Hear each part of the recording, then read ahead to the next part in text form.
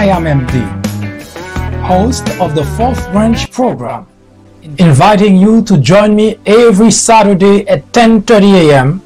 and every weekday at 2 p.m. for discussions of social political issues and to dissect the meaning and the importance of current events, as well as to understand topics of legislations. The Fourth Branch Project is not associated with any political party, and we at the Fourth Branch do not have any political agenda or aspiration. Our ultimate objective is to work towards achieving a more perfect union by removing ignorance, the biggest obstacle to our democracy. Stay with us. We will be right back.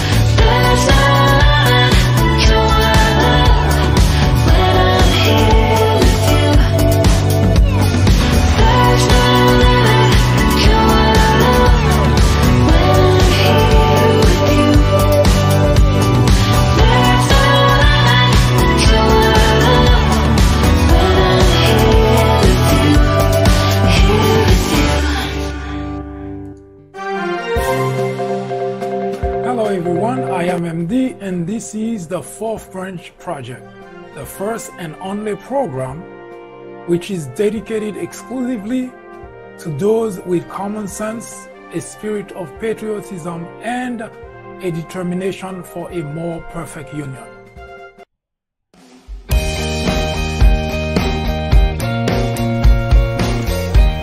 Welcome to the Fourth Branch Program. Glad you can make it. I am MD. This program is dedicated exclusively for those with common sense, a spirit of patriotism, and a determination for a more perfect union.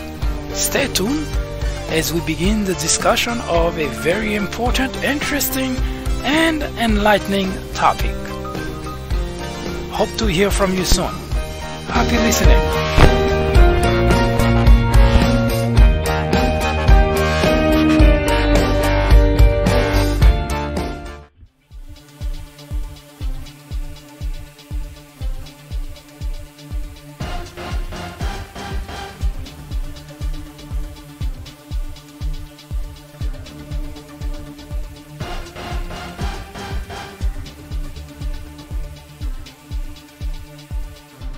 Hello everyone, I am MD and this is the Fourth Branch Program. Welcome. America is in crisis, is it not? There are only just a handful of people who would not acknowledge that there is a problem in the country. There is indeed a crisis. For the past 2 years, the crisis has been exacerbated. Of course, most everybody points finger to one individual, the President of the United States. Granted that he has exacerbated the problem since he assumes the Oval Office. But Donald Trump is not responsible for the predicament the country is in. We have seen the erosion of our democracy for quite some time now. Donald Trump did not even fathom the idea of bidding for the presidency of the United States, let alone becoming the 45th president. Now, unknowing to his own shortcoming, and there are many, Donald Trump believed that he is the best thing that has happened to America.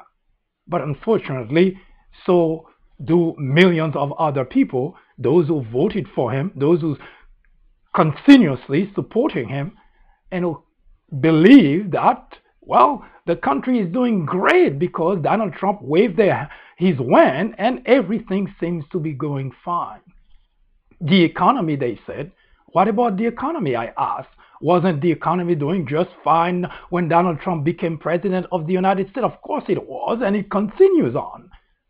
Well, we don't have a war with North Korea. What about it? We've never had a war with North Korea since, well, I don't know when. So Donald Trump did not prevent a war with North Korea. If anything, Donald Trump at some point exacerbated the situation and even brought us to the brink of war with North Korea. And the list goes on and on. Yes, there are many, many examples that are cited by those who support Donald Trump as if for some reason, illogical or logical as it is for those individuals, Donald Trump is great. But the problem does not lie exclusively with Donald Trump, but rather with the legislative branch, which was controlled for a number of years, 10 years or 8 years by the Republicans. And during the last 2 years, all of the members of the Republican Party have abandoned the task for which they were elected. We are not even sure calling them leaders if it's an appropriate label for them, because a leader leads. Republican legislators in Washington for the past 2 years had completely relinquished their duty, their task to the nation, to an individual who cannot even spell his own name properly. Yes, America is in crisis. Now, it may sound harsh, and for those who support Donald Trump, it may sound like someone who's just speaking gibberish. But we know better, because the country has never been in the predicament it is in today. Not because of Donald Trump. As we already acknowledged, yes, Mr. Trump has exploited the situation. Mr. Trump has exacerbated the situation, but we cannot lay the blame at the door of Donald Trump. Donald Trump is not smart enough to cause this type of predicament the country is going through. Let's take the shutdown, for instance. Everybody knows that the legislative branch can override the president if the president doesn't want to do something that the majority members of Congress and the Senate decide to go forward with it if their constituents so want. But Mitch McConnell decide not to open the government because, well, guess what? He's only concerned about the fact that in 2020, he's going to be up for re-election and he wants the president to support him. It has nothing to do with Democrats or Republicans. It has absolutely nothing to do with politics. Everything that's going on today can end simply by Mitch McConnell accepting to have a vote on the floor. Now, he doesn't accept it. His answer or his explanation rather is not going to put anything on the president's desk that he's not going to sign. Then again, we resort back to the fact that the legislative branch can override the president's veto if we get 2/3 of the people in the Senate to vote. And by any calculation, that number does exist. So why does Mitch McConnell decide to let the people suffer? Not because he knows, not because he doesn't want to present something to the president who is not going to sign for it. And we know that for a fact because during the Obama tenure, Mitch McConnell, who was the majority leader, the Senate majority leader, put on the president's desk 52 times a bill that he knew the president wasn't going to sign, was going to veto. So the idea, the explanation that he's not going to put anything on the president's desk if the president is not going to sign for it is at best a cop out. But Mitch McConnell knows better. He knows that if we put for a vote in the Senate, there will be enough votes to override the president's veto, and everybody today who suffers due to the shutdown will get their job back. So the president of the United States, as I mentioned, is not to be blamed for the predicament the country is in. The country has been going through this crisis not because of Donald Trump. It is exclusively because of the Republican legislators. And anything that you want to find out, you can go as far back as you want to find out that the Republican legislators have always been the roots, the source of the crisis, of the problem the country have been going through. So yes, it's easy to point fingers and to lay the blame on Donald Trump. And Donald Trump obviously liked the idea because it makes him feel important. But the framers of the Constitution did have a plan, and they did make certain that there is a way out of those type of predicaments. And today, the shutdown does have a way out of it. Now, Mitch McConnell is relying exclusively on his loyalty to the president so that in 2020, the president can return the favor. I hope not, for God's sake, because Mitch McConnell is playing with the lives, with the livelihoods of more than 800,000 people who today cannot have their paycheck. Yes, it is exclusively up to Mitch McConnell today, not to the President of the United States.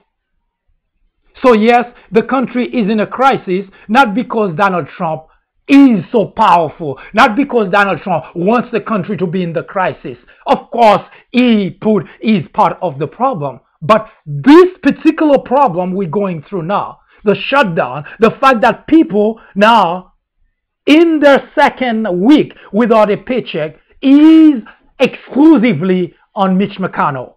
Because by simply accepting a vote on the Senate floor, this whole problem will go away. the country is in a crisis? Because the Republicans put the country in that crisis. But what's even worse, what's even more troubling is the fact that the constituent continue to support legislators who do not care an iota about their problem, who do not care about their predicament, who do not care about their personal situation. Each one of those Republican legislators in Washington, they only see their own personal problem. Mitch McConnell today continue to support the fact that there is a shutdown because he's looking at 2020 and is looking for the President of the United States to provide his support so that he can get reelected. No, folks, it's not Donald Trump. It is Mitch McConnell. It is the Republicans. The solution seems pretty obvious. Ignorance, they say, is the biggest threat to any democracy. Indeed, it is. Plato, a Greek philosopher born in 427 BC, said that ignorance is the root and stem of all evil. Today, members in the Republican Party wear ignorance as a badge of honor, while the rest of the country watch powerless the destruction of a country which was once the envy of the world. The media is the enemy of the country, said Donald Trump. The Democrat legislators are obstructionists for not going along with everything the president wants. The Department of Justice is biased for investigating corruption in the Trump administration. This is the United States of America. Any question? Don't go anywhere. The fourth branch program will return in just a moment. After reading several books based on presidents and on Obama specifically, I found that they're typically partisan. The Obama legacy targets the heart of the issue by giving credit to the president where it's due, but definitely coming down hard on Obama on his bigger failures, like his handling of the Syrian crisis. If you are in college, going to college, you are an educator, a faculty member, or someone with interest in government or politics, The Obama Legacy is definitely a book to read. My professor recommended The Obama Legacy. A friend actually recommended The Obama Legacy. I would highly recommend this book for anyone, whether for academic use or leisure reading. I would recommend this book to anyone out there searching for an impartial and unbiased look into Barack Obama's tenure as president. I would definitely recommend this book as a good read for both liberals and conservatives.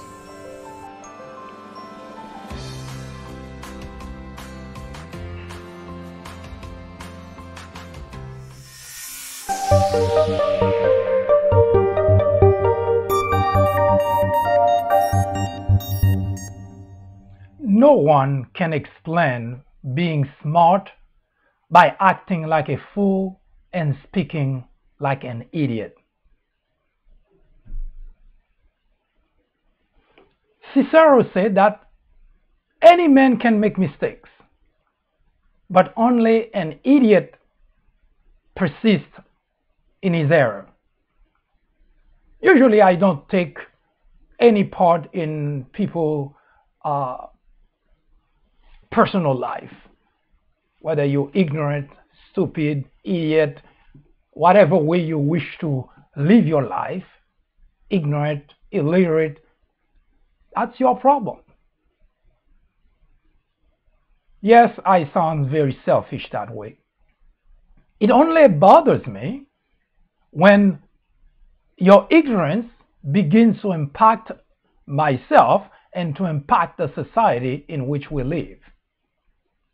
And in fact, I mentioned before, and I'll mention it again, Ignorance is neither private nor personal. Not only it places a heavy burden on family members, but most importantly, it is useless to society. But for reasons that boggle the mind, Republicans seem to embrace ignorance as if it is a badge of honor. It is not. John F. Kennedy said, "The ignorance of one voter in a democracy impairs the security of us all." We've seen what ignorance has done to our country. Millions of people went to the poll and voted in office an individual who, by any analysis, does not have anything substantial to offer to the country. An individual who has made a life out of doing everything wrong, everything illegitimate. And this is not a speculation. What does it say about anyone who does something which is wrong deliberately? Stupidity, they call it. Stupidity is the cultivation of ignorance. No one is born ignorant. No one. Many have chosen to stay and live in ignorance. Many have chosen to stay and live in ignorance. And that is a problem for our country. In 2016, we watch how many millions, as a matter of fact, of individuals in the Republican camp easily targeted by Russian and easily followed the Russian, their social media, and pretty much accepting everything that they read as if it's true and acting on it. Now, granted, there were plenty of also Democrats that did decide to stay home and not vote because of things that they read on social media, things that they think actually were true that were being propagated across social media. But at the very least, you'll say that they made the least impactful aspect of being naive. Today, the country is paying the price of ignorance, because it's out of ignorance that millions of people accepted false information, propagandas by a foreign actor, of course supported by many of the individuals here in the United States who could not care less about the well-being of the country, who simply see a way for them to improve their own personal life to the detriment of the country. Today, we have one of such individuals, Roger Stone, indicted by the special counsel. We will come back to discuss a little bit about that aspect of how ignorance is helping to destroy the country which was once the envy of the world.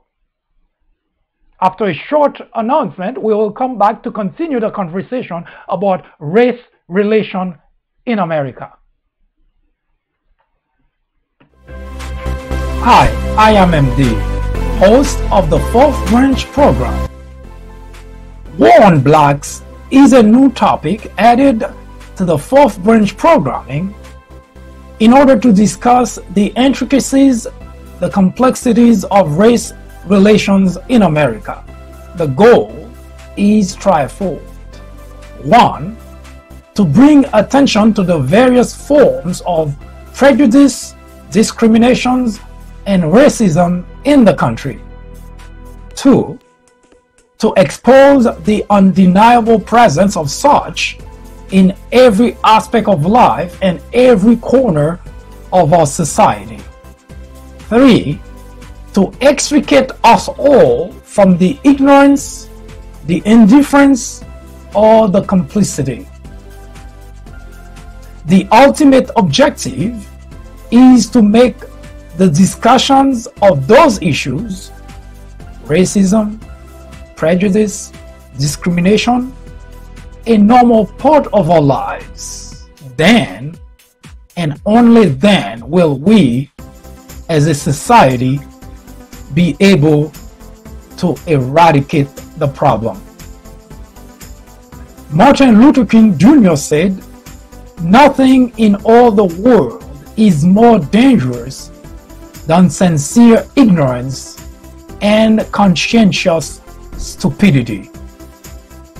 Abraham Joshua Heschel exclaimed, "Racism is man's gravest threat to man, the maximum of hatred for the minimum of reason."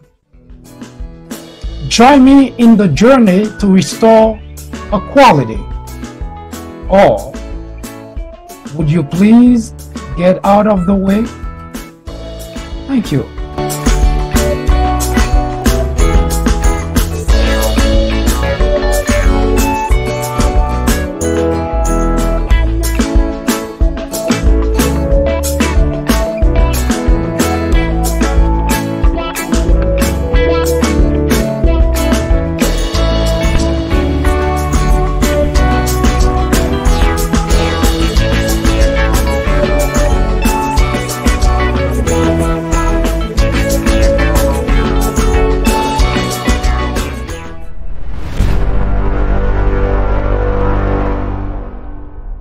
War on Blacks.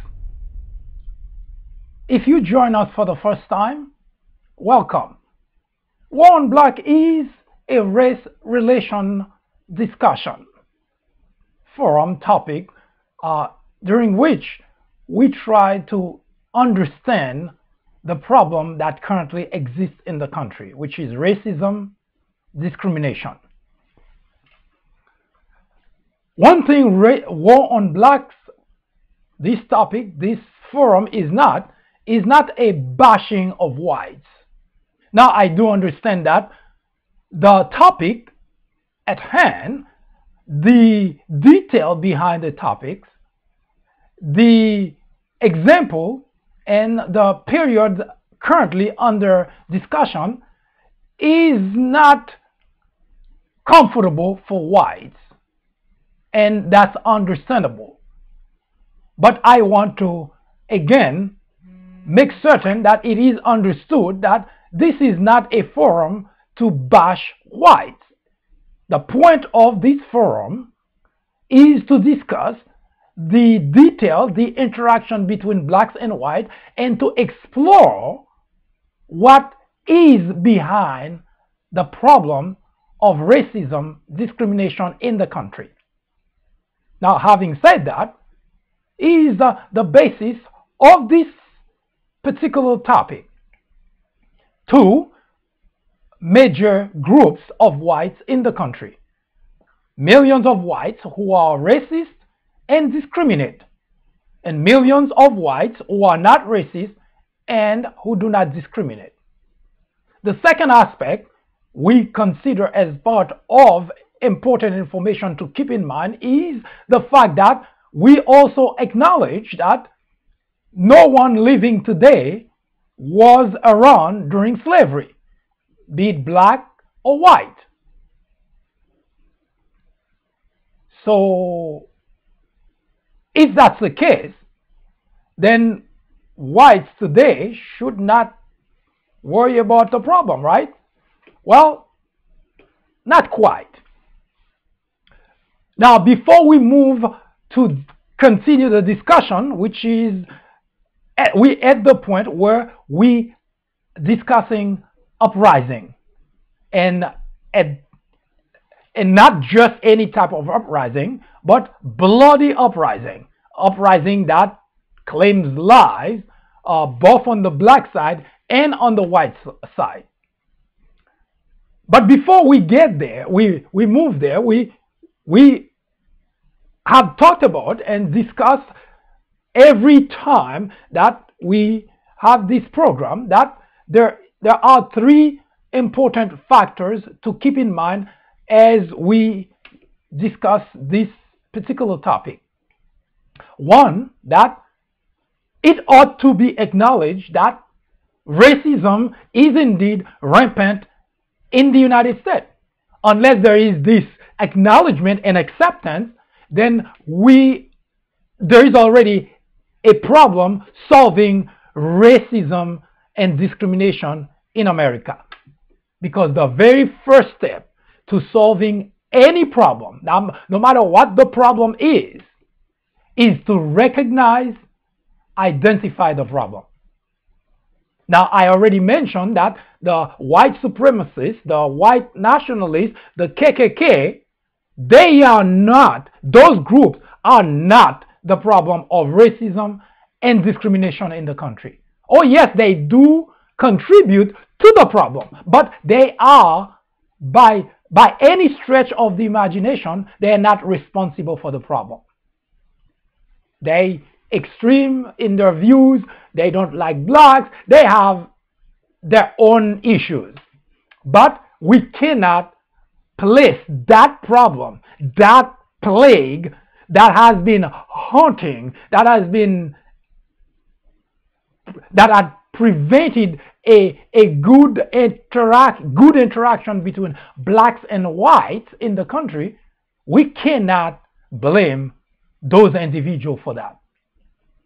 I'm not making any excuses for white supremacists, white nationalists, and so on. But I want to make clear that the group is too small. The members, there are not enough members in those groups to cause the problem that we have in the United States, the racism problem. So I want to make that absolutely clear. Now, I said it before, and I will say it as often as I am hosting this program, that it doesn't concern me that someone is racist. Not at all. My neighbor next door is racist. Doesn't concern me, doesn't impact me, doesn't affect me in any way, shape, or form. Which means I couldn't care less. But what I care about, and every black individual and every decent white individual should care about, is what we call institutionalized racism.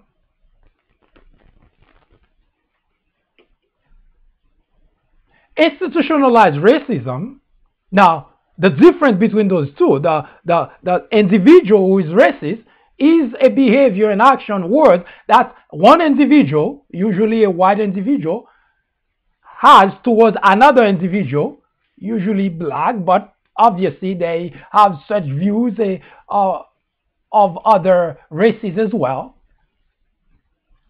And it is based exclusively on external factors. Skin color.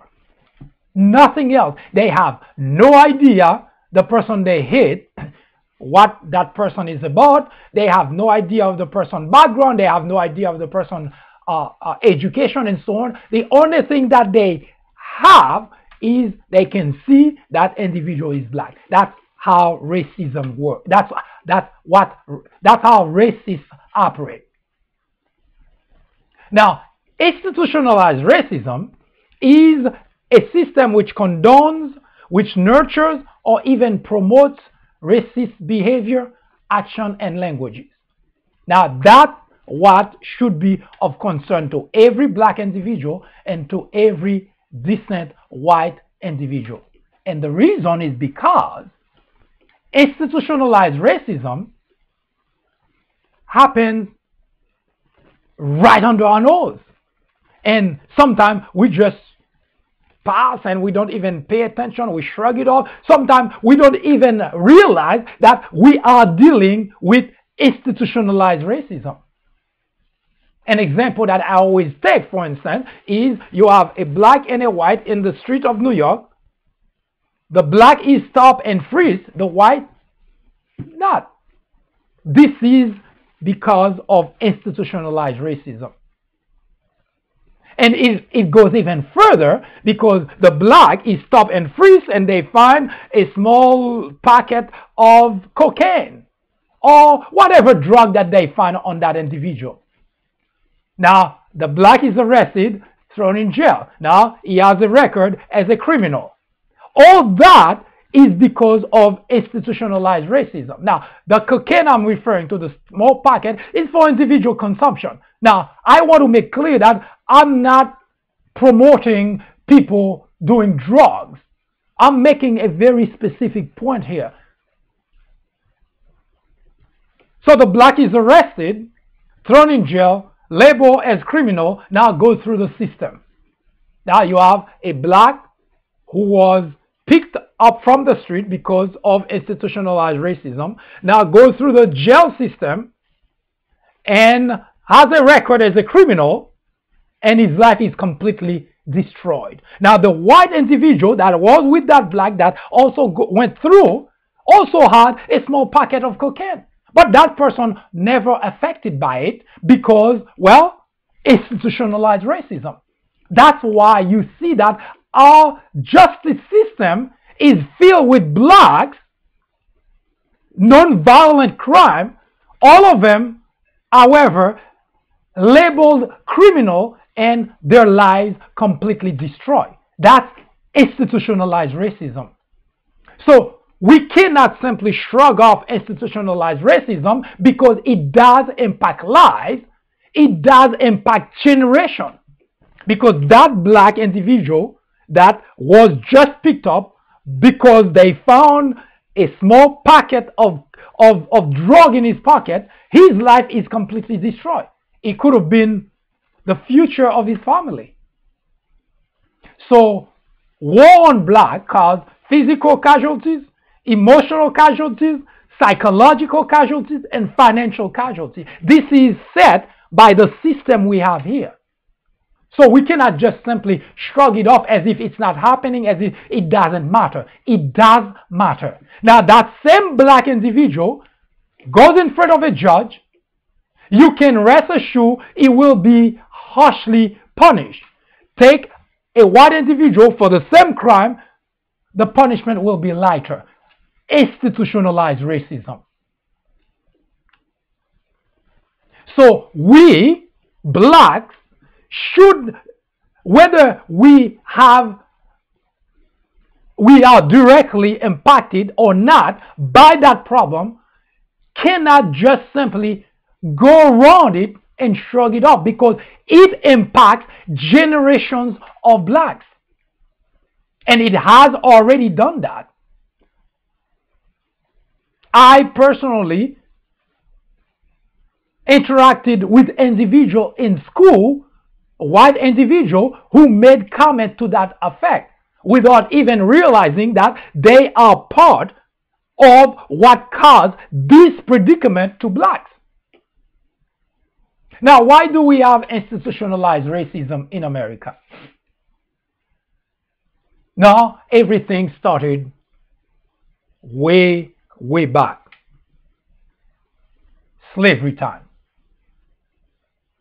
Slavery in America began in 1619 with the first shipment of blacks in Jamestown, Virginia.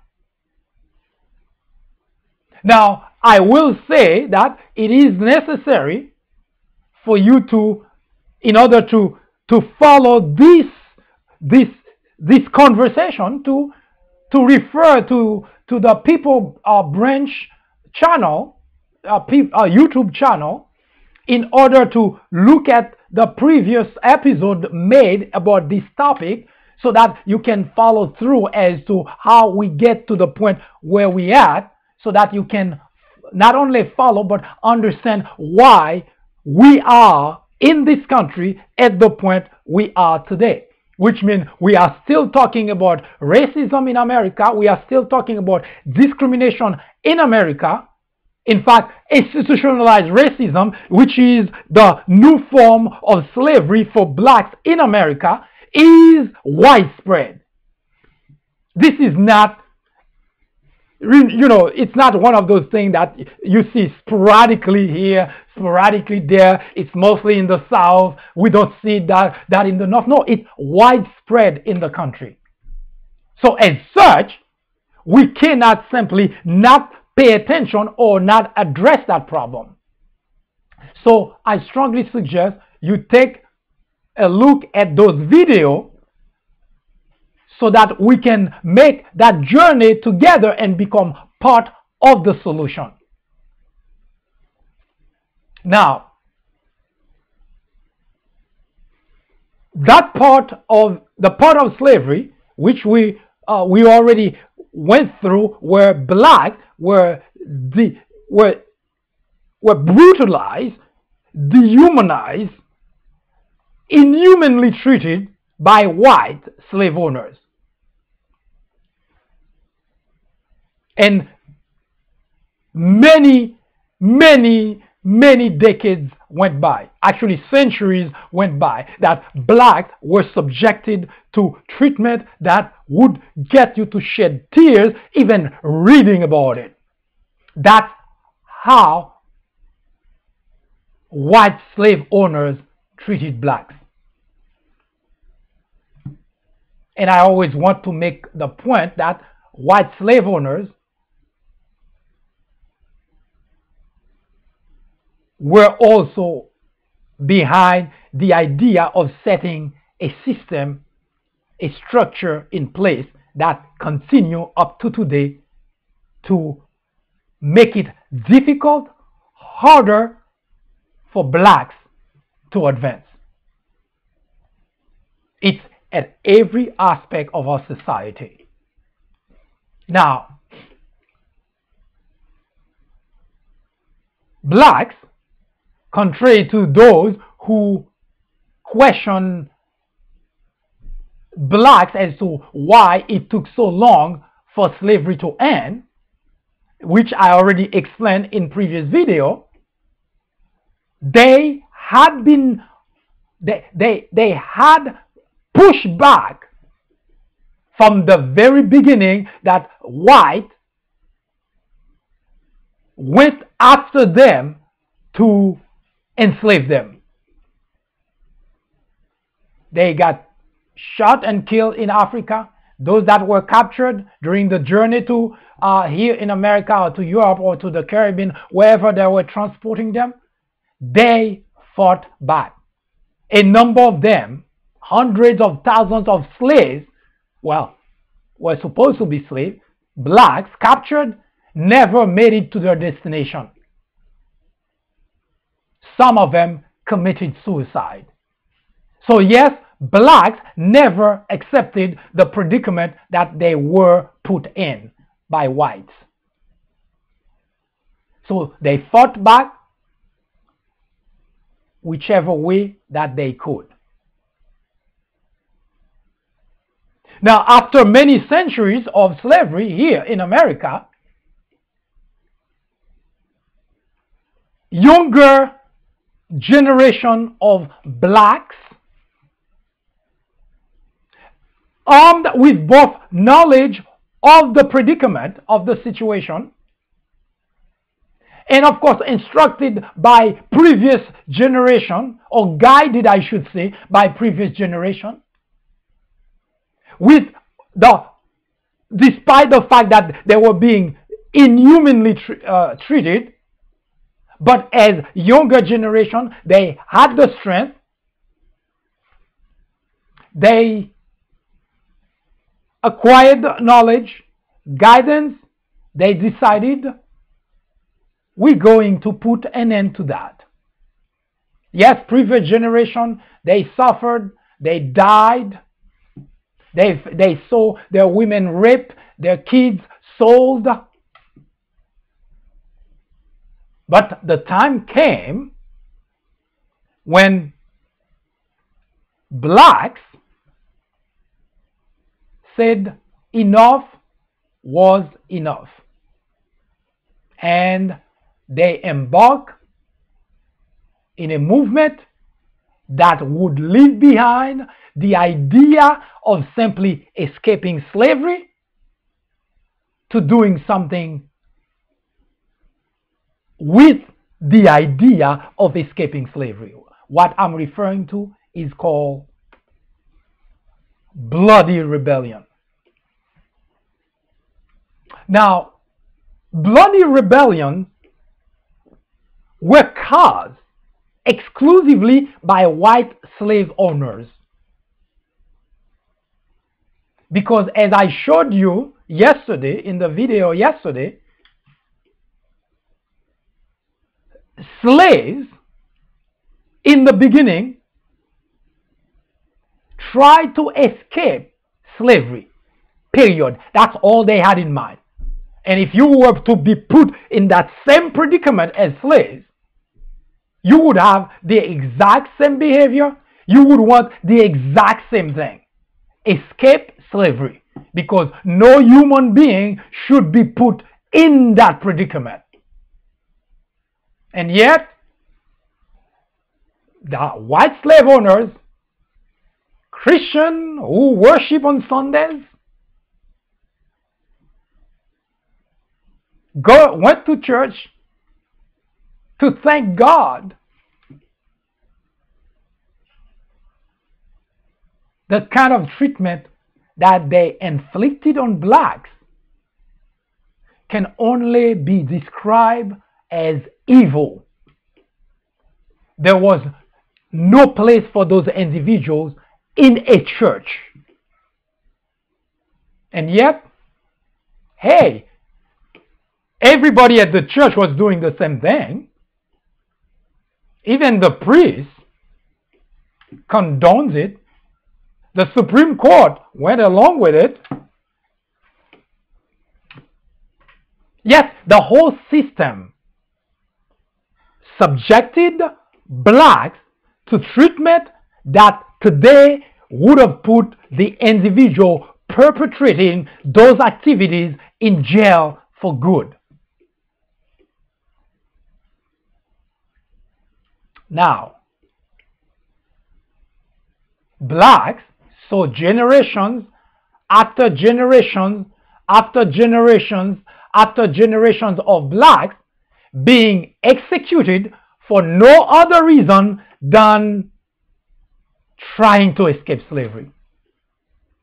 And I want to emphasize that as often as possible, that the same white individual who label blacks of violent, of criminal, of thieves were the same exact individual who were inflicting on blacks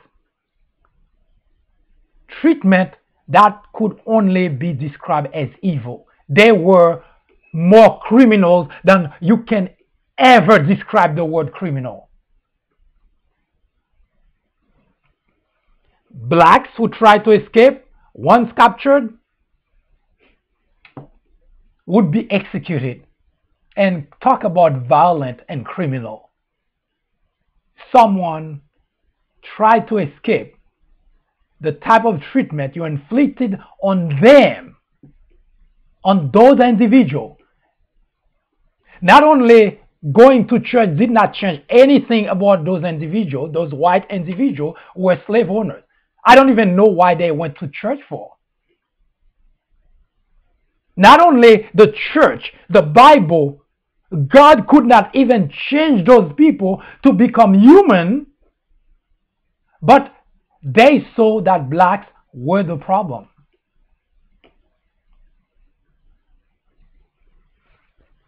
And that's the part I want to make certain that it's understood when you hear labels that were put on black.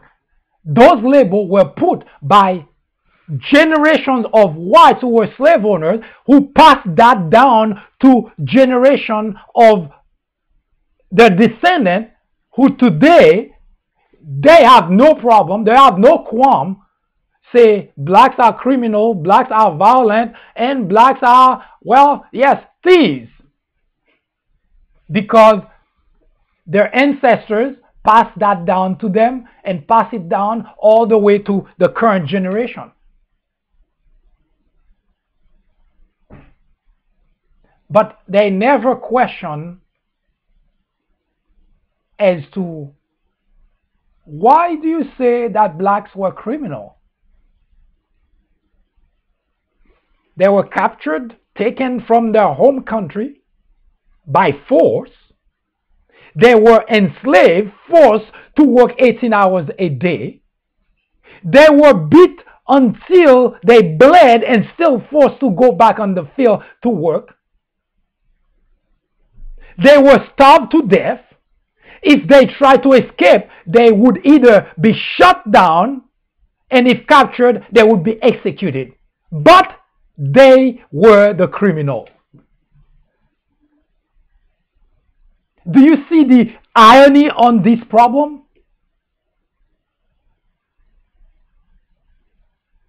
Now, the younger generations of blacks, after learning from previous generation, not necessarily from their parents, because their parents could have been already killed, executed by white slave owners, because their parents could have also tried to escape. But they learned from previous generations, those who were there before the younger generation, that is what has happened. Your father, your great-grandfather, your great-uncle tried to escape slavery because he couldn't take it. I saw with my own eyes how someone, a white guard, a watchman, pointed the gun at him and shot him down. Couldn't even give him a funeral. Couldn't even mourn and bury him. Because, of course, we are slaves. We could not possibly mourn. What possible reason would we have to mourn someone they just killed?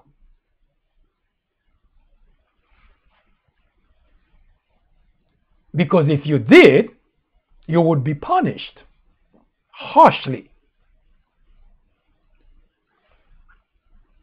Physical casualties, emotional casualties, psychological casualties. Today, blacks are suffering of financial casualties. They didn't choose their predicament. That predicament was dictated by a system fully 100% controlled by whites. War on blacks. That's not a mistake. That's not a misnomer. The title is appropriate.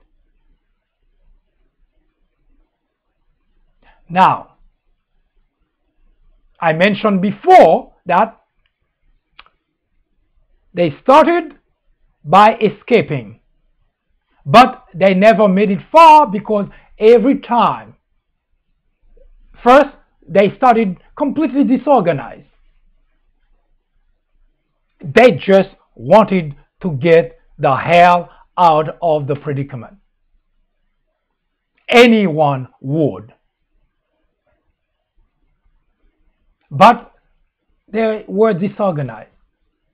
They didn't know where to go, what to do. They were in the South. No matter where they went, it wouldn't have mattered, because the South was completely run by white slave owners.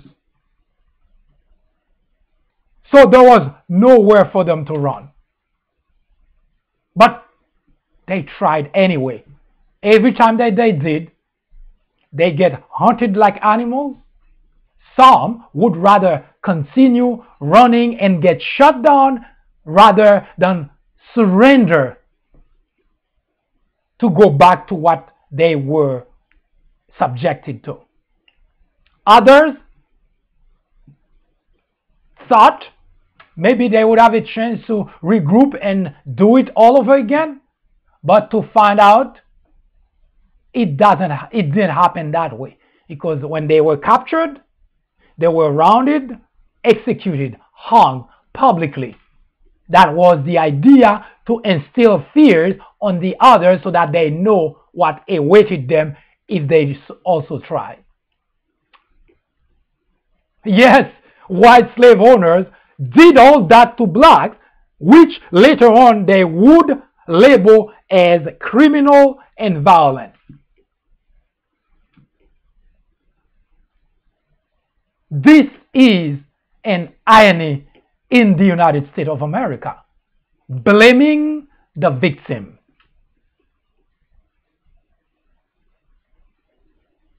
The biggest irony, and blacks have suffered the brunt of it. Now, the new generations of blacks decided we cannot just wake up any one day and try to escape, because we know what's going to happen to us. Because we already learned from previous generation, no one ever got far. They always got captured and executed. That went on and on and on and on and on. In fact, we have two examples of black leaders who decided, all right, we're going to continue under the same premise that we're going to try to escape slavery, but this time we're going to get organized. Meaning not killing white, but get organized with different slaves having different tasks.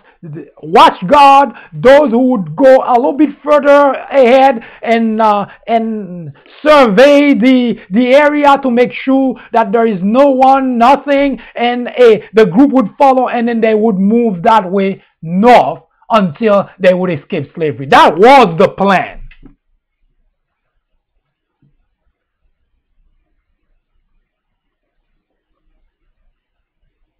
And what do you think white slave owners did? Just take a guess. You cannot possibly miss it. They hunted them down, they captured them, and they executed them.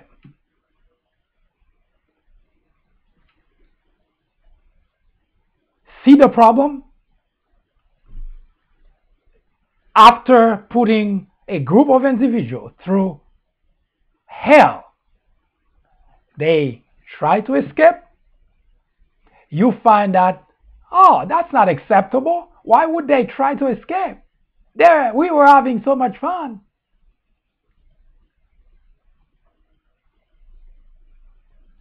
They hunted them down, they captured them, and they found them to be guilty of trying to escape, and they executed them. But I have a bigger problem with the fact that they still manage at the end to label blacks violent and criminals. Do you see the type of deliberate action of criminals in what I just described to you? And the people who end up with being called criminals are the victims. That's something that started a while back. Blaming the victim.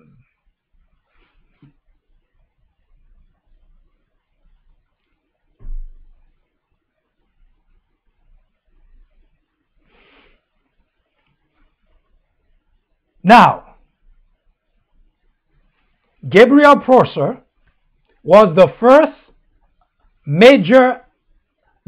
attempt by a black leader to organize and escape slavery. And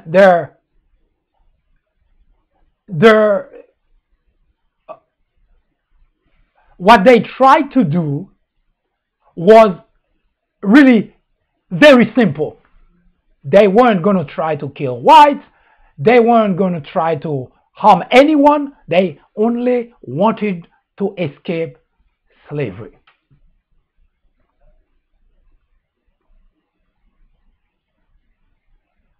Now you can understand why, after many generations executed for no other reason than trying to escape slavery, now this new young generation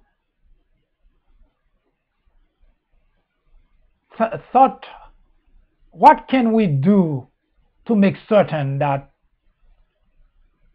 we escape? But if we do not succeed, we are not the only one who suffered. That's where the bloody rebellions began.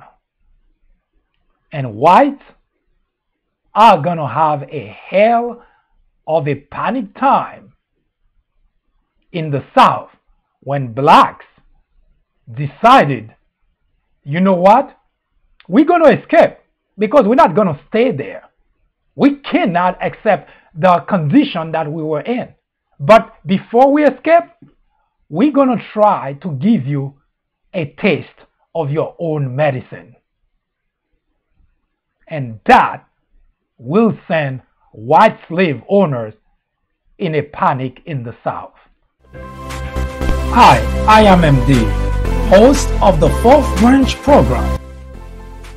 War on Blacks is a new topic added to the Fourth Branch programming in order to discuss the intricacies, the complexities of race relations in America. The goal is threefold. 1. To bring attention to the various forms of prejudice, discriminations, and racism in the country. 2. To expose the undeniable presence of such in every aspect of life and every corner of our society. 3. To extricate us all from the ignorance, the indifference, or the complicity. The ultimate objective is to make the discussions of those issues, racism, prejudice, discrimination, a normal part of our lives.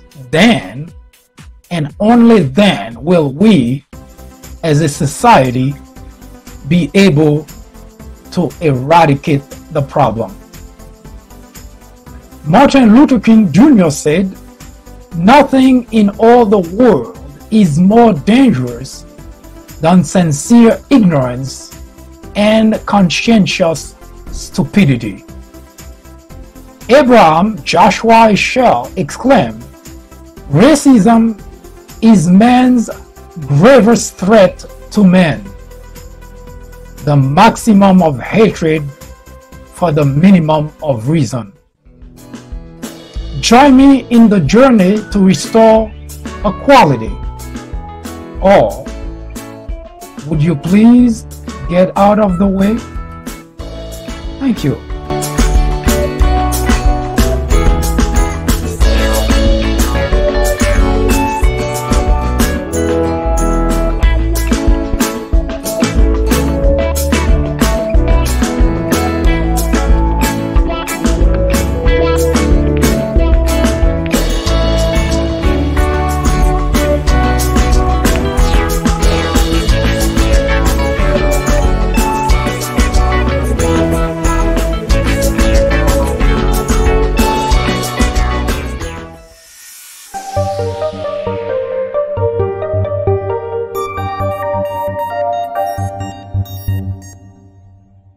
Earlier I mentioned that the country has been going through very tumultuous state.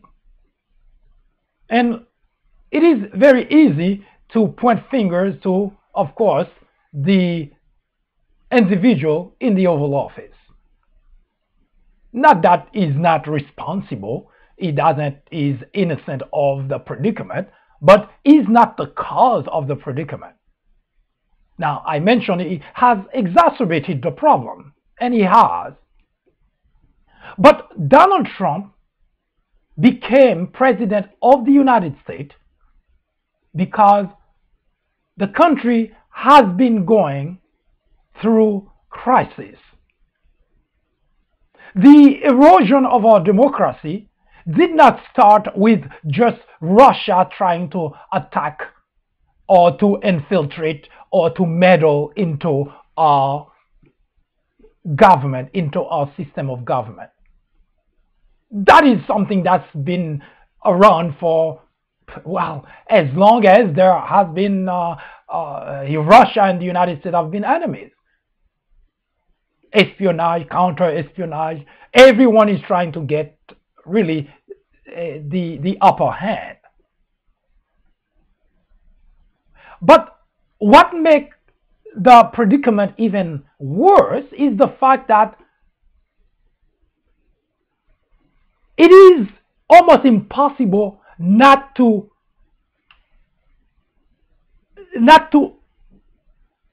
place Republican legislators, some of them, as part of the problem that we're talking about, the Russia connection. GOP Republicans are legislators always talking about core values. They would give you a list of what they consider the core values. And I always mention either in my writing or during conversation for this topic that Republicans have a lot of words. They talk a lot of talk, but nothing that they say matches their actions. You can go as far back as you want and see that Republicans always want to portray themselves as, well, patriot, as defenders of the nation, as fiscally conservative, as Christian. Take any of those elements in their list and match them with their action and see. Now, it would not be a problem if someone say I'm a Christian and you're not. I mean, that doesn't impact me, that doesn't affect me. I couldn't care less about it. But when you have legislators, representatives, people whose actions impact others, a whole nation. Now, there are two major problems. Of course, they interrelated.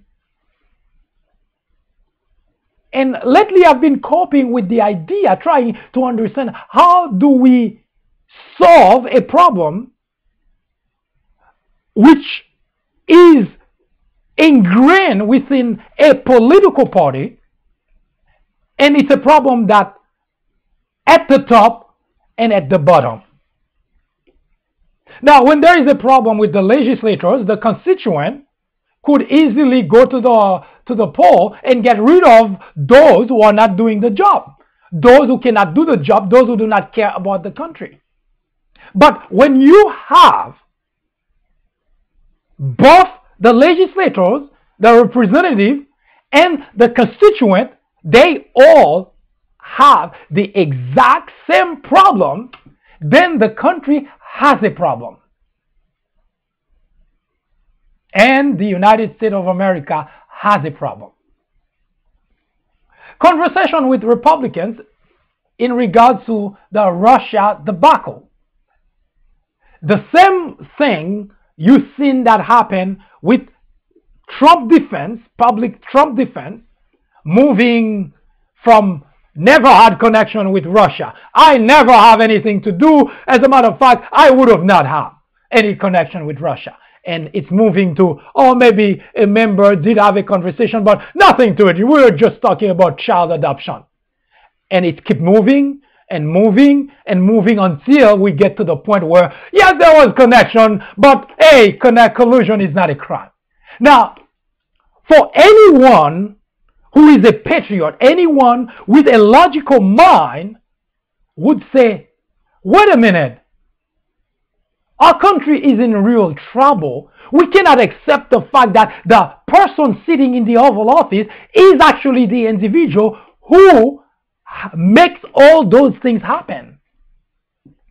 You would think that at this point that there would be constituents who are smart enough to understand that it's not about an individual anymore. It's about the United States of America. But instead, you find all kind of argument. Well, we cannot pin it on Donald Trump. We don't have any proof that Donald Trump did anything wrong. The argument continue, and you have all sort of argument to defend Donald Trump. Now, if someone could stop for a moment and think about it, when in the history of the country has we ever had the President of the United States so much involved in a situation that clearly cries conspiracy, that clearly cries treason? Now, where we at in the conversation, and that's the part that should have get anyone, no matter where you stand, if you are a patriot first, the first thing that would have come to your mind and say, gosh, the country is going down a path that I cannot possibly support that individual, because I want my children, my grandchildren to belong to a country that doesn't really go down that path. And yet, you have all those individuals, instead of looking at what really been going on, because you don't have to be a genius. In fact, you don't have to be smart. Actually, I'll go a bit further. You don't have to have an education, a college education, for you to start seeing there is a problem. You don't need to be a genius. That you have someone who occupies the Oval Office. Usually, we associate the President of the United States, someone who is held to a very high standard. That's the way, that's the reason the United States of America, for a very long time, was considered the leader in the world. Because we consider the person, the President of the United States, the individual who sits in the Oval Office, to a very high standard. That doesn't mean they didn't do things that are bad. That's not the point. But generally speaking, that individual also not only honors the office of the presidency, but also behave, or at the very least try to behave in a way that dignifies the presidency of the United States until Donald Trump. Now, you do not need to be a genius to start following to see that indeed Donald Trump was very much involved with Russia in the 2016 election. You don't have to be a genius to see that. In fact, that's something I wrote about a long time ago. May 20th, 2017, I wrote an article that says that Donald Trump collusion with Vladimir Putin is not a theory. You can read about it on the People Branch website, which gave you enough detail for you to see that I did not have to wait for Mueller's report in order to see clearly that Donald Trump has been involved. But that's not what makes the problem even that bad. It's the fact that there are other Republicans involved as well. Yes, surprise, surprise. There are many other Republican legislators involved in that very predicament. Now, so far, you have not heard from Mueller. You have not read anything in the Mueller's report that's pointed to that very statement that I just made. Now, let's make a common sense analysis. I know it is a lot to demand. I read someplace that common sense is so rare that people who have common sense should be considered as superheroes. That's how rare common sense is. So you have supernatural power, you have common sense. Now, Republicans have always been, for the past decade, have been really pretty partisan in terms of anything in Washington. There is no if and but. Democrats are, Republicans are. But if we, as far back as we can go in history, well, I should say in modern time, we have seen Republican legislators getting, at least embracing the fact that they belong to the legislative branch. They do not answer to the President of the United States. So when situation seems to be not acceptable, they would take back their power, forget about partisanship, and make certain that the President behaves the way that the country expects the President to behave until Donald Trump. If you notice, for the past 2 years, Republicans were fully in control of both houses. And what you saw clearly tells you that something is terribly wrong. Every step of the way, Republicans defended, supported, argued for Donald Trump. Now, you don't have to be smart to understand that they all of them, reports told us that behind the scene, all the Republicans expressed concern.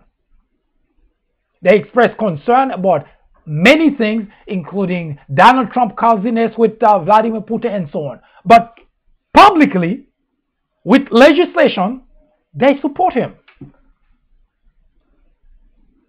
Why? They do not report to Donald Trump.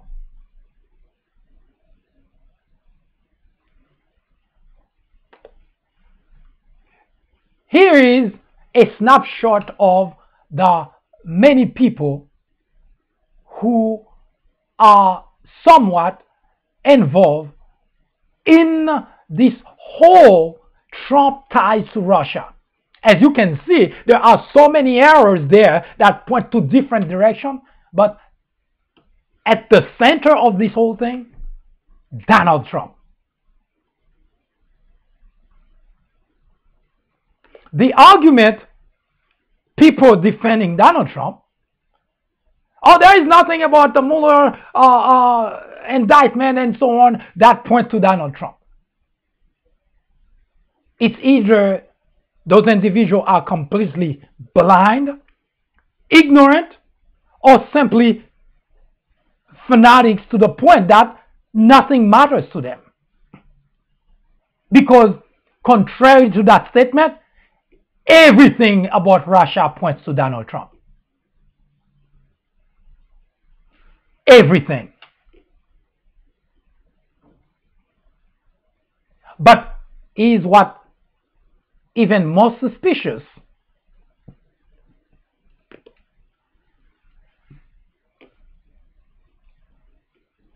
For the first time, between July and August, there were 3 separate delegations of Republicans who traveled to Moscow. 3, no Democrat included. Republican delegation spent the Independence Day in Russia. It was so important they had to be in Russia celebrating Independence Day, America's Independence Day.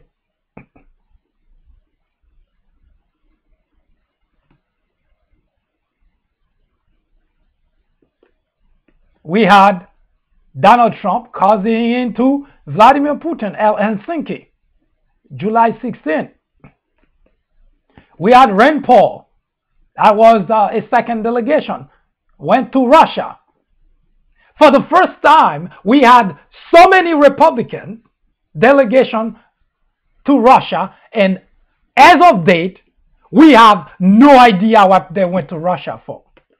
Of course, they tell us trying to establish relationship, rapport with Russia. Not a single delegation to North Korea. Not a single delegation to Iran. But we had 3 separate delegations. That's not including all the 5 meetings that Trump had with Vladimir Putin that nobody knows what they talked about. And up to today, the country doesn't know what those Republican delegations went to Russia for, what they talked about, what they discussed, and more importantly, why they excluded Democrats. Because in general, when there is a delegation going to a foreign country, it's always the 2 parties, members of the 2 parties, until Russia. You do not have to be a genius to realize that the Republican Party as a whole is fully compromised. But what makes the predicament for America worse is the fact that the constituents are gullible, naive, ignorant in order to take the action of kicking out of Washington all those individuals that are compromised and that do not care about the country. They simply care about themselves.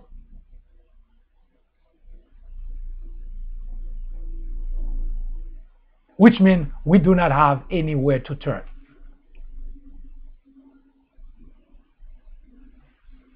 Legislators are compromised. Constituents are gullible and naive. What a combination for the Republican Party. The country is in serious crisis.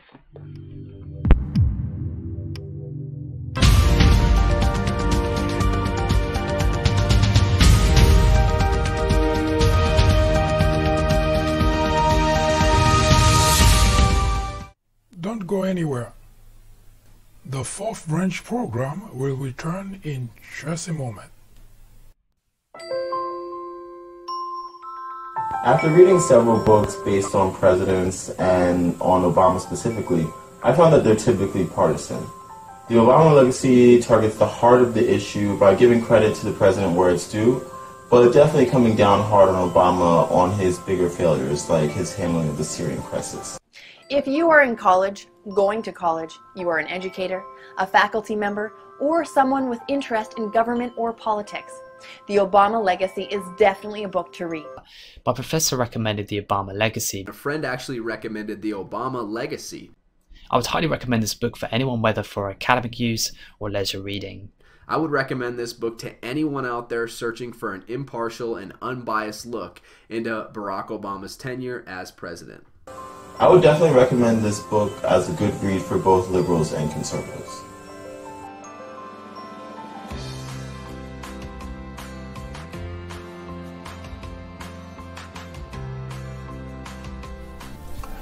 In 1996, a small network by the name of Fox News was launched with just 17 million viewers.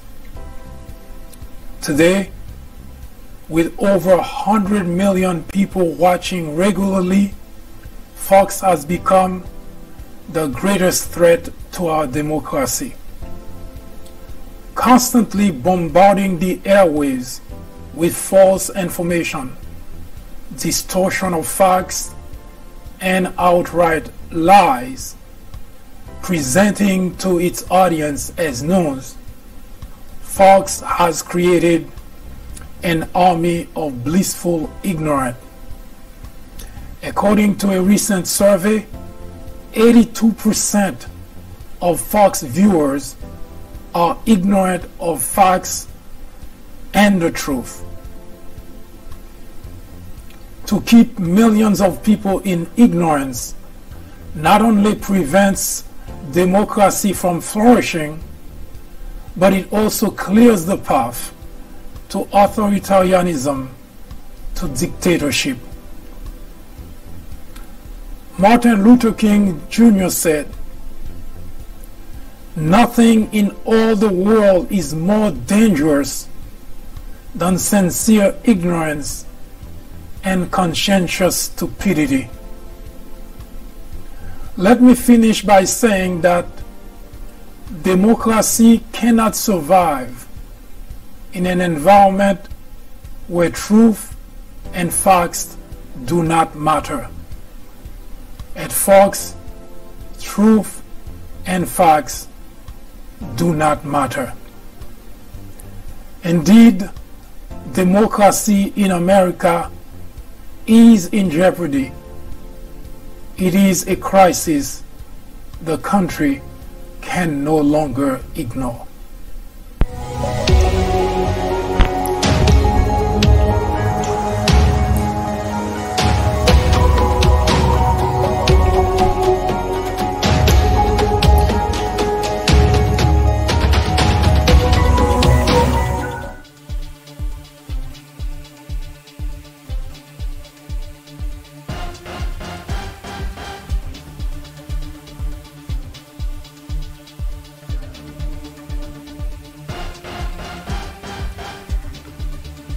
Well, I do thank you for spending the time with me, and I hope it was enlightening and you enjoyed the presentation. If you have any question, suggestion, comments, criticism, please do not hesitate to contact us. We would like to hear from you.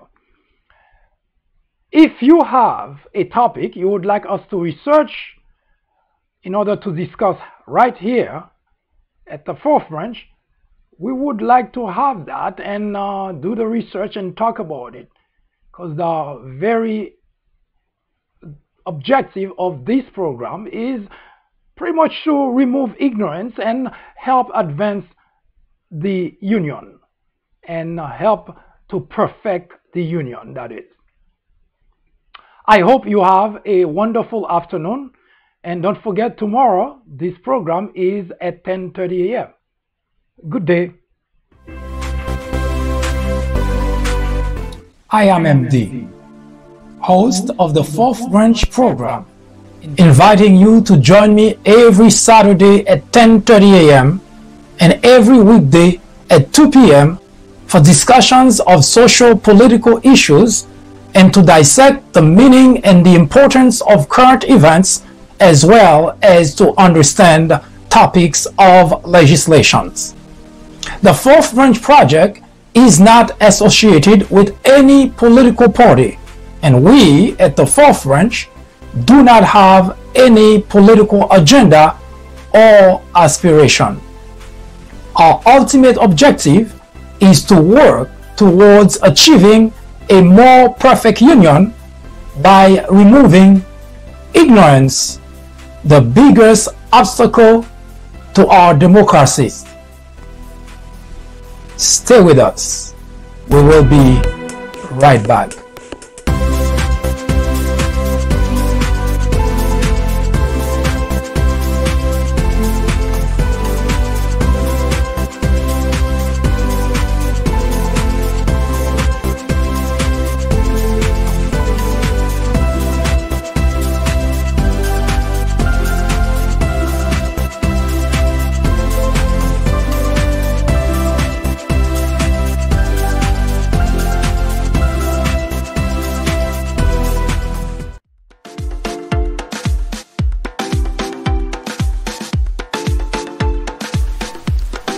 The Fourth Branch podcast is brought to you in collaboration with the People Branch publication, which can be found on the People Branch website located at peoplebranch.org. That's peoplebranch.org. That's peoplebranch.org website, in which you will find a number of very interesting articles. My name is Mike Duchesne, MD for short. I hope you have a great afternoon or a great evening, whichever it happens to be. Hopefully you can join me again next time for another interesting episode of this podcast. That was the Fourth Branch, live from New York. Good day.